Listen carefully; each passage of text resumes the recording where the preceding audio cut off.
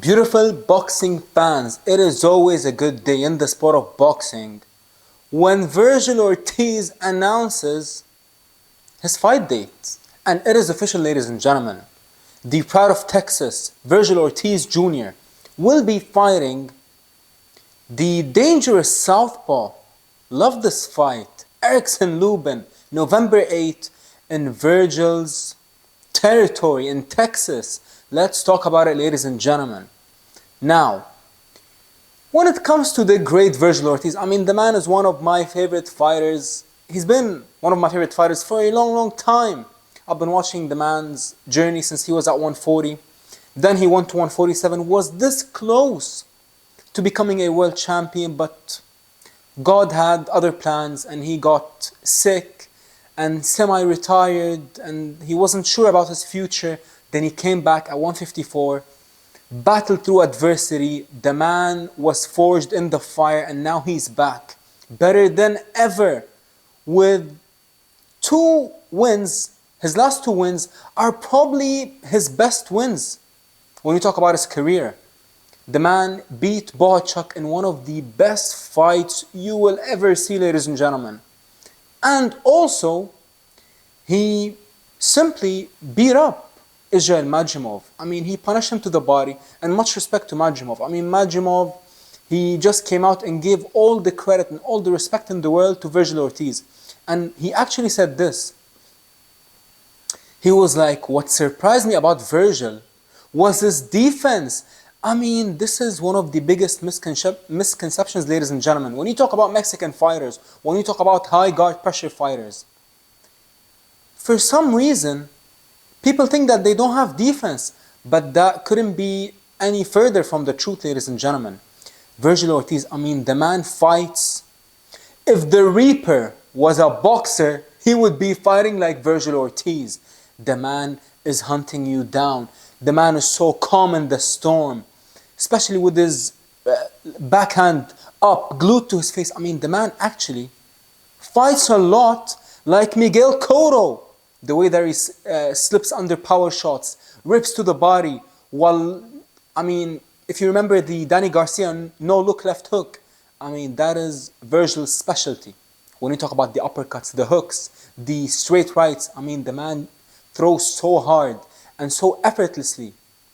He doesn't even look while throwing.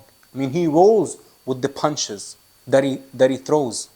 And that is why he doesn't really get tired. Why? Because he throws his power shots effortlessly, ladies and gentlemen. And Vergil Ortiz, I truly believe in my heart of hearts that when it's all said and done, when he retires, the man will be remembered in the history books forever. That said, let's talk about his opponent, ladies and gentlemen, Erickson Lubin. I'm gonna actually break down his career from the very beginning, ladies and gentlemen.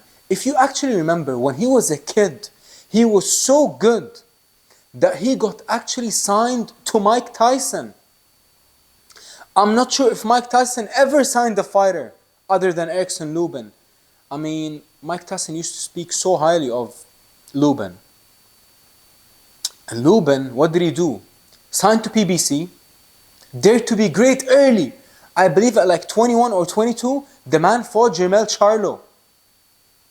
And what happened that night? He got knocked out. He got absolutely annihilated in the first round, ladies and gentlemen. How crazy is that? But we all thought that he was finished. He came back, dusted himself off, got a few wins, beat Terrell Gaucher, and then beat Banana Rosario, and then had one of the craziest fights in modern boxing history versus Sebastian Fundora, where he got his face literally rearranged. You want to see one of the craziest punishment you will ever see when it comes to faces post-fight. Just look at Erickson Lubin's face after he fought Fundora.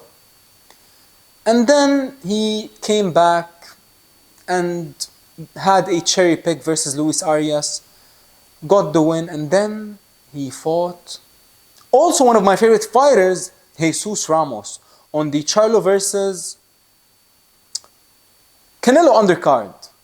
Canelo Charlo undercard. And let me tell you this, ladies and gentlemen, there is absolutely no way that Erickson Lubin won that fight. But for some reason, they gave him the decision. And ever since that night, 2 years ago, the man was completely shelved by Al Haymon and PBC. Why? Because they know that he got a robbery. While on the other hand, Jesus Ramos, when he came back, they gave him 2 fights in 6 weeks. When do you ever see a fighter fighting twice on PBC in 6 weeks? That never happens. But why did they give Ramos 2 fights in 6 weeks? Because they wanted to do right by him. Because they knew that he was robbed. But nonetheless, Lubin, I believe he fought someone named Holmes on Pro Box. They fought in a gym. And I don't really watch the fight. I mean, I watched a clips of it when it ended. But he was fighting with all due respect, a nobody, really. Someone who's not ranked, someone who's not even elite, someone who's not even great or top level. But, ladies and gentlemen, this is the X factor here. Check this out. When you talk about Erickson Lubin, his biggest weakness is not his defense, not his footwork, not his power, because the man definitely can crack. When he wants to have a fight, he's so dangerous. But when he wants to box, he looks mediocre. And I'm being generous when I say that he looks mediocre when he decides to box. But the biggest weakness when you talk about Erickson Lubin is his chin. I mean, he gets wobbled in every single fight of his. And when I say every single fight, I mean literally he was probably rocked and hurt in 8 of his last 9 fights. The only fight where he wasn't really bothered or hurt was against his last opponent on Pro Box, which makes sense because the man never fought at elite level, the opponent, Holmes. But let me tell you this. When he fought Charlo, he got destroyed in a round. I mean, the first clean shot that Charlo landed, he put him to sleep. And when he fought Tarek Alsabbagh, a lot of people just think that Erickson Lubin won that fight by decision. But go back and watch that fight. I actually watched that fight leading up to the Lubin versus Ramos fight. And not only was Lubin hurt that fight, but Lubin was 1 second away, 1 shot away from being out cold. I mean, Tarek Alsabbagh is not one of the biggest punchers. I mean, he is a sharp puncher, don't get me wrong. But come on. Erickson Lubin was so hurt in that fight, it was absolutely ridiculous. He was holding on for dear life. And he was a giant favorite. But not just that. The fight after that, when he fought on the Gervonta Davis versus Mario Barrios undercard, I believe. He fought Banana Jason Rosario. I mean, a lot of people just remember that fight as, Lubin knocked him out. No, ladies and gentlemen, go back and watch that fight. Yes, Lubin did knock him out. But Lubin, I mean, he was absolutely dominating the fight, easy. The moment that he got hit clean by Banana, after like 3 or 4 rounds, he was out on his feet. He was out, I mean, his legs completely went. And then fought Fundora. I mean, listen, I'm not going to blame the man for getting knocked out by Fundora. Fundora is a monster. Monster, absolute monster. Fundora dropped him in the second, rocked him 1,000,000 times in the fight, dropped him, hurt him, wobbled him, hurt him to the body, to the head, and his corner stopped the fight because he looked simply unrecognizable when the fight finished. Then he came back versus Arias, like I said, chair big. Then he fought Ramos. Ramos hurt him many times to the ropes, and he got the robbery. And let me tell you why I don't believe that Erickson Lubin... Let me tell you why actually Lubin doesn't have the best chin. I'll tell you why. Because if you go back and watch his old sparring clips, I mean, the man, he literally sparred like all the top guys. All the top guys, the young guys that you are thinking of right now, he sparred all of them for years. And if you go back and watch his sparring videos, I mean, he was going to war like an absolute madman and, with all due respect, like an idiot. I mean, I believe Erickson Lubin wasted his career in the gym. I believe that Erickson Lubin took so much damage because he's so, he's not the smartest. You can tell. When it comes to his approach in the sport of boxing, he's a tough guy. But now he wants to box at 29 years old. But I'm afraid that it's going to be too late. Because all the punishment and all the miles on the clock, you can't take that back.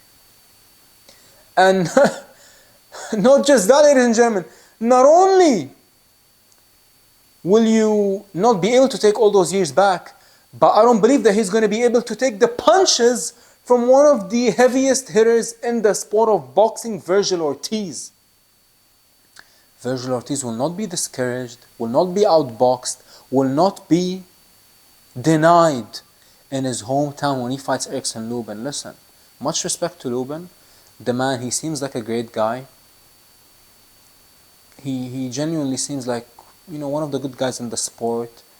But he's in big trouble, let me tell you. Stylistically, Vergil, I believe, is going to knock him out. But when have we ever seen Vergil Ortiz fight a top-level southpaw? Probably never. So we got a few things to look forward to. But I don't believe that whether Vergil fights a southpaw or an orthodox. I mean, Vergil trains with Robert Garcia. Literally every single type and every single style train in Robert Garcia's gym. So I don't believe that it's going to be a very hard time for Vergil to find the correct sparring partners. But all I'm saying is this, ladies and gentlemen. It's not about Erickson Lubin being chinny or him not being an elite fighter. It is simply about Vergil Ortiz. I truly believe that Vergil is one of the most special fighters in this era. No question in my mind, especially when you talk about the high guard pressure fighters. I mean, he is probably my favorite right now. And, I've been watching, like I said, Vergil for a long, long time, and I truly believe that not only will he beat Erickson Lubin, but the man will become a world champion very soon, God willing, because this is the only thing that is left for Vergil, is to become a world champion. The man already proved his toughness, his greatness, his abilities, his boxing skills. The man proved that he is the goods. But we just want that championship belt. We just want that belt, Vergil. And I believe after he beats Erickson Lubin on November 8th, I believe that he's going to fight one of the champions. Hopefully, forget the Zayas fight. Forget that fight. Give me that Bakram fight. You cannot tell me that Bakram versus Vergil Ortiz, Bakram Murtazaliev, the buzzsaw of the 154-pound division, the boogeyman, the most feared and avoided. You can't tell me that Vergil Ortiz versus Bakram Murtazaliev won't be one of the greatest fights of our generation and our era. Just imagine, ladies and gentlemen, just imagine them, both of them, in one ring going to absolute war. Listen, let's go Vergil Ortiz. I believe he's going to beat Erickson Lubin and give me the Bakram fight next. We'll kill two birds in one stone. We'll get one of the best fights of our era, and we'll either get a new champion in Vergil Ortiz or Bakram will burst into superstardom.